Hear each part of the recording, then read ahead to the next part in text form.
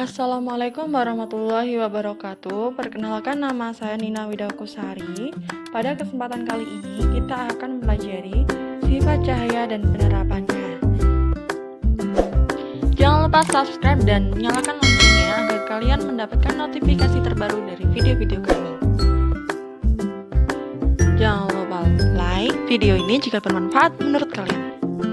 Ini adalah peta konsep dari materi yang akan kita pelajari pada kesempatan kali ini. Selanjutnya, A. Sifat umum cahaya.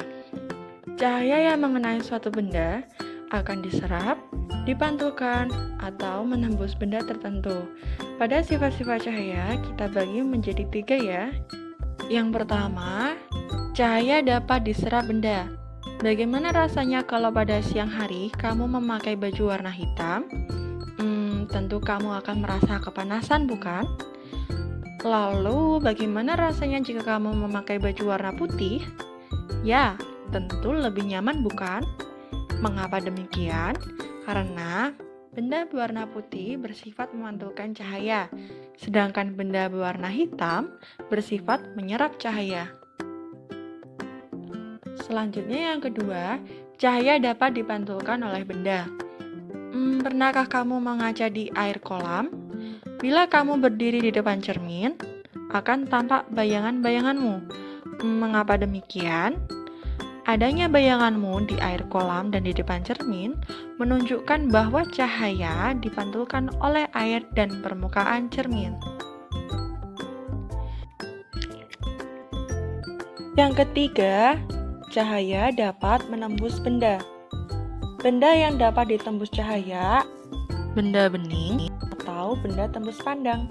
Contoh benda bening adalah kaca dan plastik. Benda yang tidak dapat ditembus cahaya disebut benda gelap. Contohnya papan kayu dan kertas.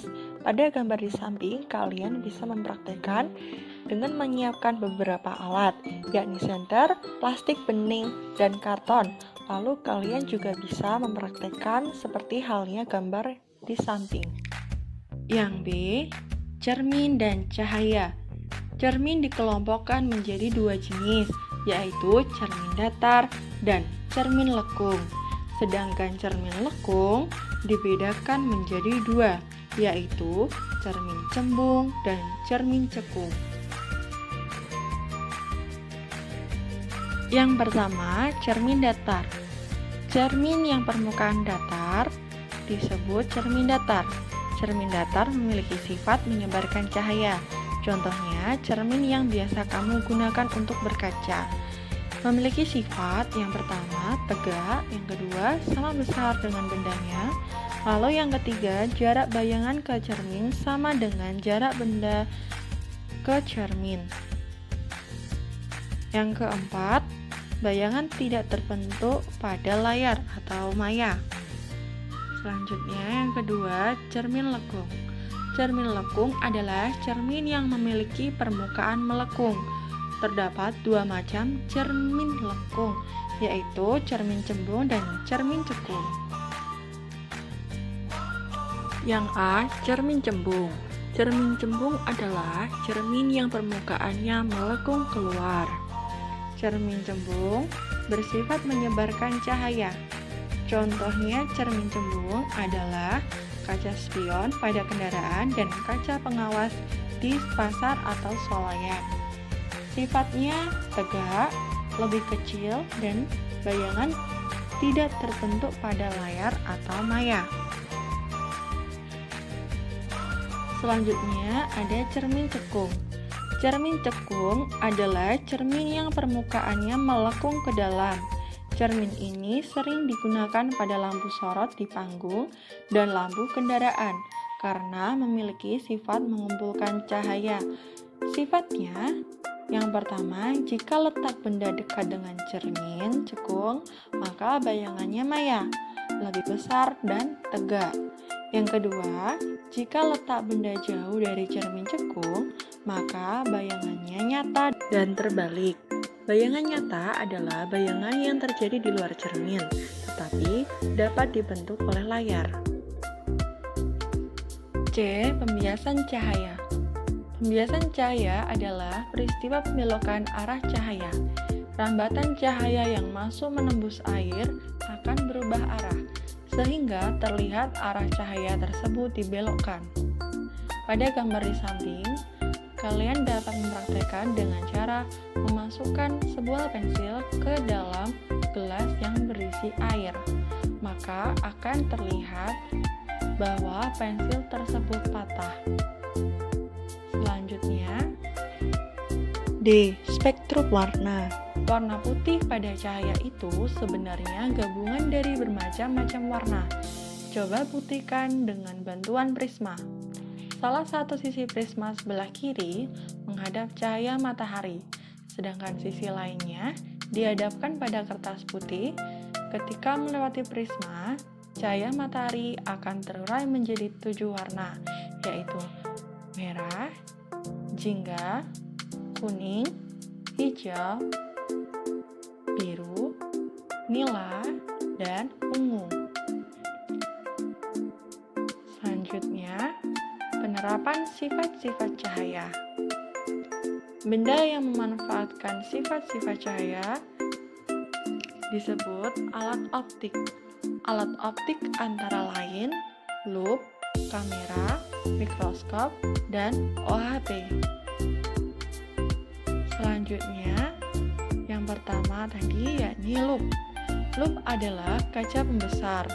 Lup terdiri atas sebuah lensa cembung. Benda-benda kecil akan terlihat besar jika dilihat dengan lup.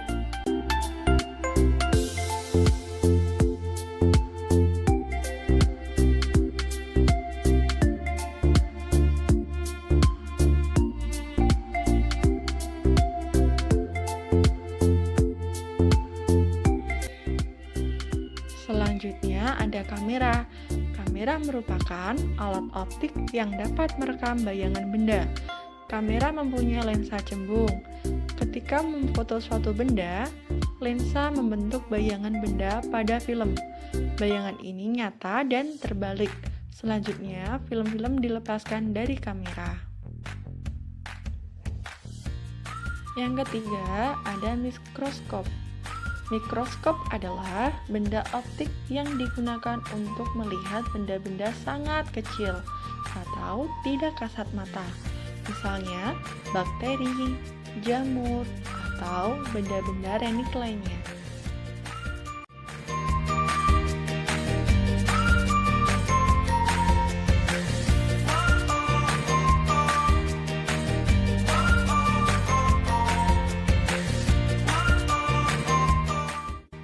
Selanjutnya ada teropong. Teropong ada 3 jenis teropong, yaitu teropong bintang, teropong bumi, dan teropong panggung. Teropong bintang disebut juga teleskop. Teropong bintang digunakan untuk mengamati benda-benda angkasa yang jauh, misalnya untuk melihat bintang, planet, dan komet.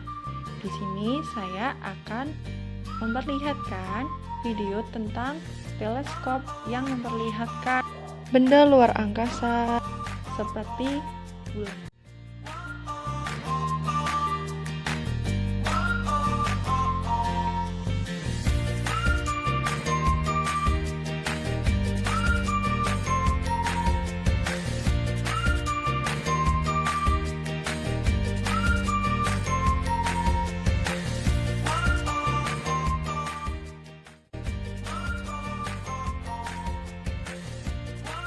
Selanjutnya ada teropong bumi.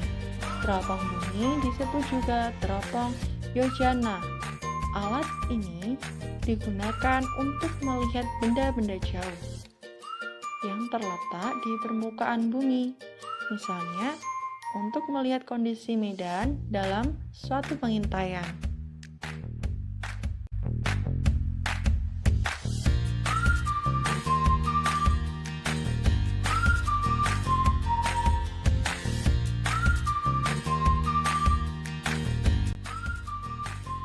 Selanjutnya, yang C ada teropong panggung. Teropong panggung adalah jenis teropong yang digunakan untuk melihat benda-benda jauh di panggung. Nama lainnya adalah teropong tonil. Selanjutnya yang kelima ada overhead proyektor atau OHP. Overhead proyektor adalah alat untuk memproyeksikan gambar atau tulisan pada layar.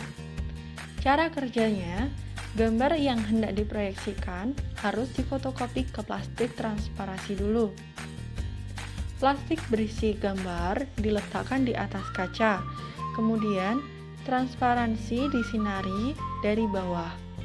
Sinar diteruskan ke kepala proyektor. Nah, kepala proyektor ini akan membentuk bayangan pada layar.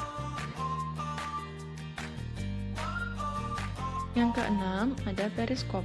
Periskop adalah teropong dengan cermin datar. Periskop digunakan pada kapal selam untuk melihat benda-benda di permukaan air.